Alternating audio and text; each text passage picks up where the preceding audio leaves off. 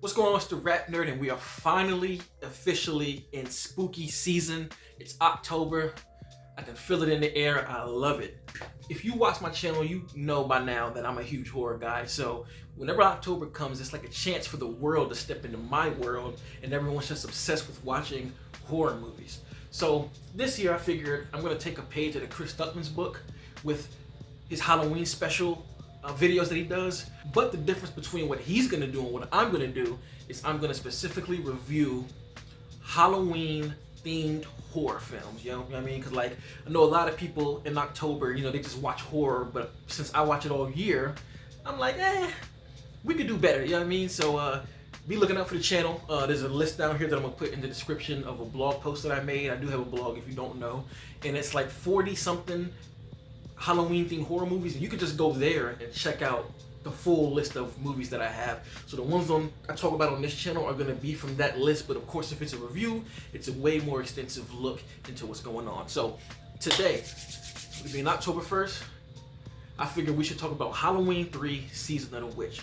Now, this movie got a really bad rap, as you probably know. When it first came out, fans hated it because they were expecting to see Michael Myers. And I admit, even I was like that. I didn't hate the movie when I first saw it. I want to say that too. I was just watching the whole thing like, this is cool. Where's Mike? When he never showed up at the end of it, I kind of was just like, that was interesting. I actually liked it, but why is it called Halloween? And I'll always say that's the detriment to this movie. But if you take that out, man, they should have just called it Season of the Witch. But I get it, for marketing purposes, putting Halloween in it is a selling point. But I have to say, this is the most unique concept of what Halloween is. Like the way they took the idea of Halloween and turned it into something else. I really love that. Really enjoy it. It was released in '82, so with most '80s movies that they're released within the first 2 years, it still feels like it came from the '70s. Like it feels like you can definitely see and hear John Carpenter all throughout this movie, man. I really enjoy it. It's an annual watch for me. I watch it maybe 2 or 3 times a year. Once, of course, in Halloween. Once, of course, in halfway to Halloween. And then I might watch it in the wintertime sometime. But great movie. So without further ado, let me get into it a little bit. So the first shot, it opens up to this wide. And you see this guy running for his life. I mean, he's just running, right? And your heart pace is already kind of picking up because the 80 synthesizer score is going, and the tempo just makes you put your guard up and you're wondering what's going on.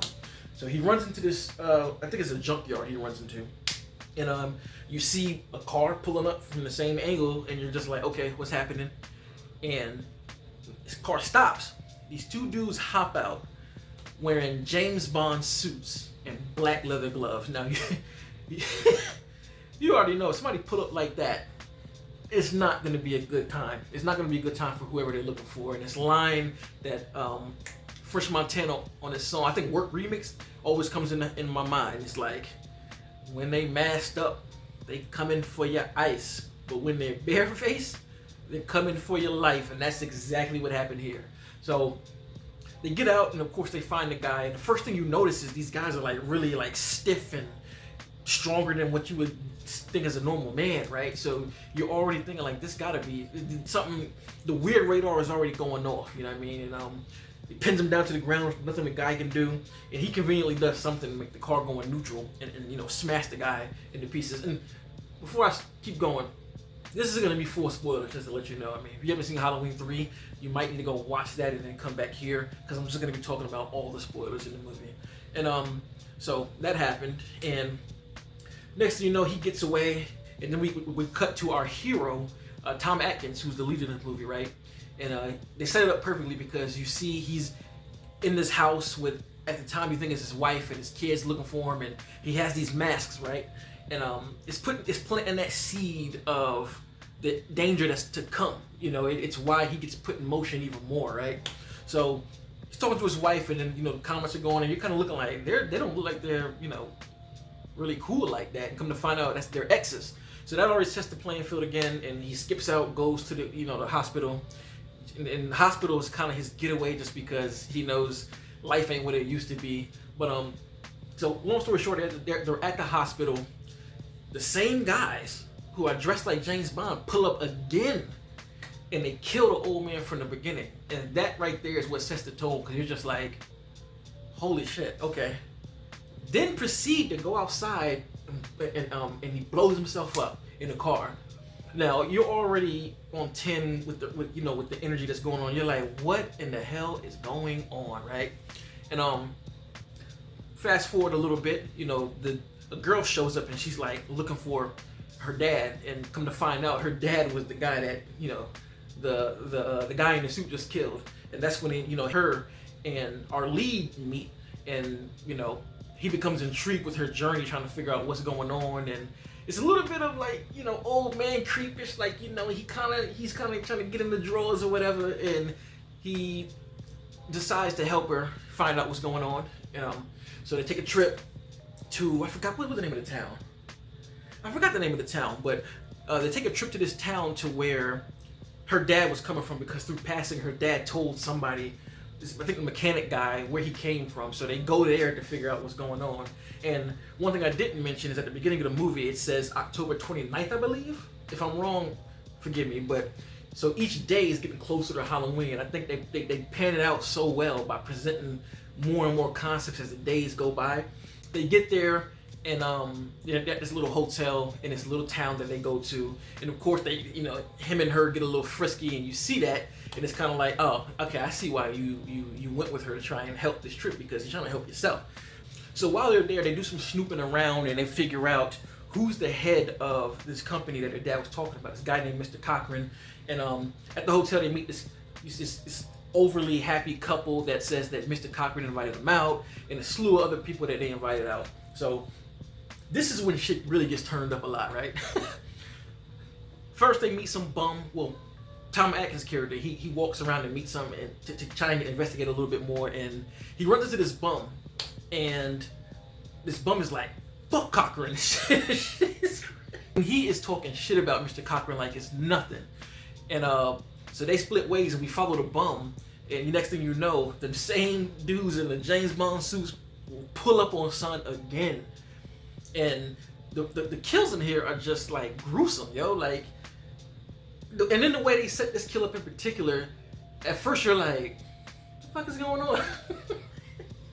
Because they sit him down on his knees, the bum.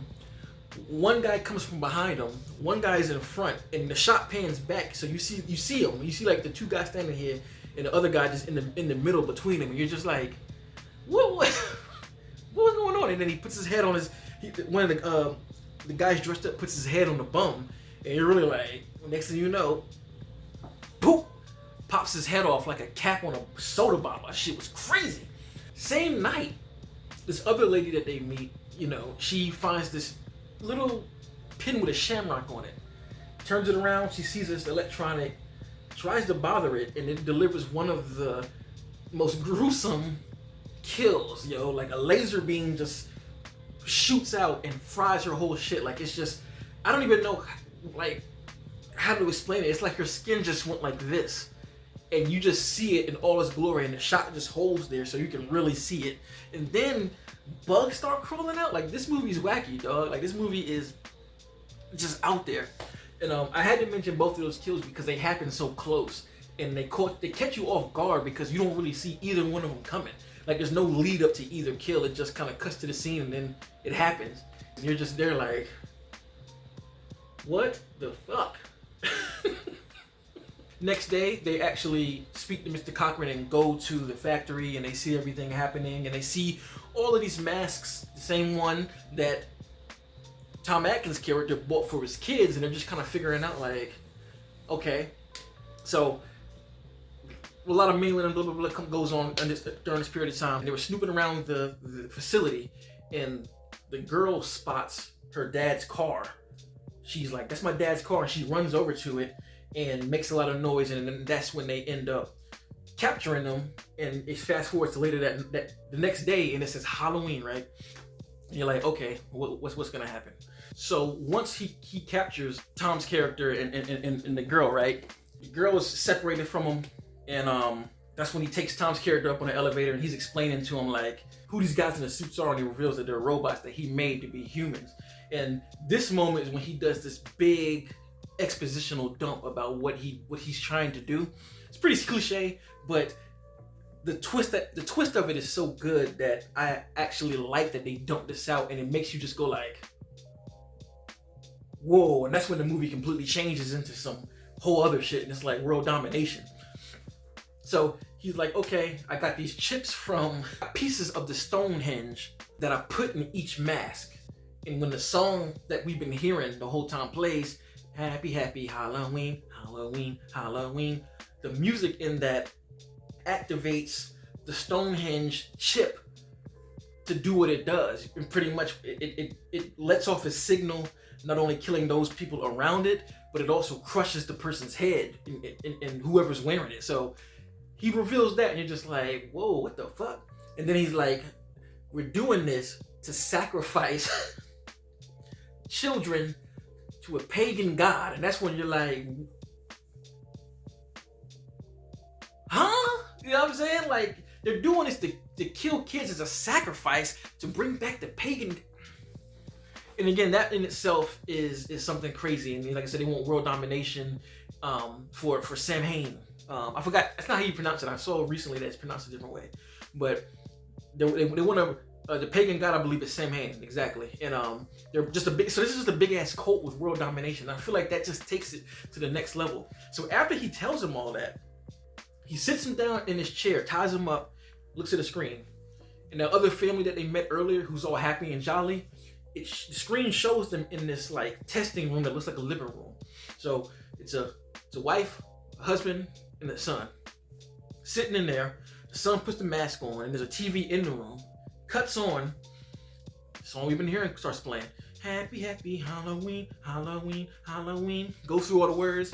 Then the music is just playing, and you kind of hear it like distort and expand. And next thing you know, the kid with the mask on is just like this, and his head starts to like decompress and compress, and you're like, what the fuck is going on? Next thing you know, bugs crawl out the mask. His head, like, he drops down, and he's dead. And then the mom looks at it. She has a heart attack, and she's dead. And if I'm not mistaken, the dad, I honestly forgot what's going on, because the scene is cutting back and forth. Like, it shows the dad yelling, shows the mom dead, shows the kid dead, dad, kid dead, room. Like, it's cutting so many places. I forgot what the hell happened to him. Either way, he's dead. So Tom Atkins' character seeing this, he's like, holy shit, okay. And the most crazy thing happens. The TV then changes to the commercial that was just playing. And they put the mask on, they put one of the masks on him. It starts to play, and then this outrageous thing happens where Tom's character kicks the TV in, just blowing it up.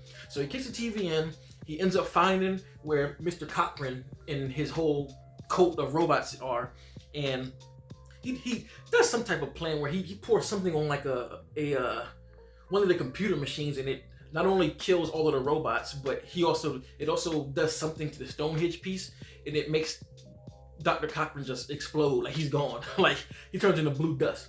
So we're like, yes, we won. Thank you, we won. Goes to find this girl. They leave, and they're like, okay, now we have to go stop this commercial from playing, because again, these masks have been marketed the whole movie, and the plan is to kill all these kids for a sacrifice. So they're in the car rushing, and next thing you know, the girl is just looking crazy. She's just standing there, like, sitting in the car, like, and my man's like, yo, you alright? Starts choking him. That's when he come to realize that she's also a robot. And the crazy part about that is, just like, I always wondered watching this movie, was she always a robot, or was she changed into a robot? And it never makes it clear. And I always thought that was pretty clever, because when you first see her at the beginning of the movie, she's extremely human, like, very. But then there's certain parts of the movie that, when you get to the middle, she's extremely inviting to Tom's character, and it's just kind of like, that's odd for somebody to say, you know what I mean? So you never really know, but it presents itself in that way, and you're just kind of like thinking, like, what the fuck just happened? So he ends up disassembling her body, you know, takes the head off, arms or whatever, goes to the nearest town. As a matter of fact, he runs back to the mechanic that the girl's dad went to, which is pretty dope storytelling. Gets there, gets on the phone, and somehow he has the number to all of the people who do commercials, and he tells them to shut it down because this is a plan for world domination, and they're gonna, you know, kill everybody. So he's on the phone, and the commercial's on. It cuts off, it says technical difficulties, and he's like, yes, The next one changes the TV again. Commercials playing, cuts off, technical difficulties. Next commercial is still playing, and it keeps going. And he's just yelling on the phone, "Stop it! Stop it! Stop it!" And it cuts to black. So the implication is he did not succeed, right? And you're just kind of left there to think like, damn, the villain won. The villain actually won. And once it cuts, I was just thinking about the movie like, wow, that is a really unique take. Like, take the idea of like Halloween as it's actually a cult of people wanting world domination, and they use Halloween as the way to kill everyone for their sacrifice for their god. Dope writing. And that movie, I can 100% see why John Carpenter wanted to go the route he wanted to go with making Halloween be a bunch of anthology movies that kind of just are set in their own world and have no connection to everything else. Thought it was dope, man. And again, you can see Carpenter's imprint on it. I think that's what makes it so good, because it feels like he might have directed it, honestly. Like, you could tell he was very hands-on with the process of making this movie. It's shot well, soundtrack is good, the performances are over the top, of course.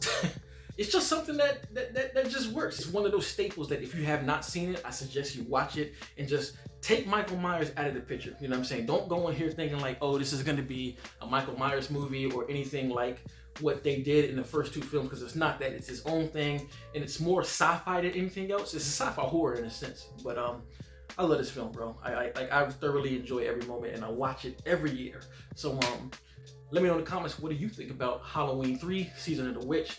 Your first thoughts, how you think about it now, because this movie has definitely grown a cult following opposed to how it was first released. Like, a lot of us in the horror community enjoy this movie. A lot of us in the Halloween franchise community enjoy this movie for what it is too, because it's a really good movie, and I think it just suffered from being marketed wrong. You know what I mean? So like this kind of content, like and subscribe, and more Halloween specials are on the way. So until next time, peace. RapNerd Productions, no capping, that's word to mommy.